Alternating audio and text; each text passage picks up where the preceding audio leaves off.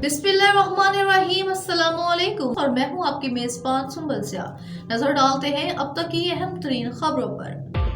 Sialkot deputy commissioner Sialkot Mohammad Zulqarnain Langrial ने कहा है कि फाइन आर्ट्स एक तस्वुराती इल्म की हकीकी शक्ल है जिसमें फनकार अपनी सलाहियतों से क़ुराए अर्ज़ पर फैली हुई पोशीदा मूज़ को अपने तख्लीक़ाती एहसासात को एक जदीद तर्ज के साथ सामने लाता है। आम फहम में इस इल्म को बहुत आसान समझा जाता है, जबकि हकीकत इसके बरक्स है। ये दीगर उलूम के मुकाबले में बहुत गहरा इल्म है। इसमें वही कामयाब हो सकते हैं जो गैर मामूली सलाहियतों के मालिक होते हैं।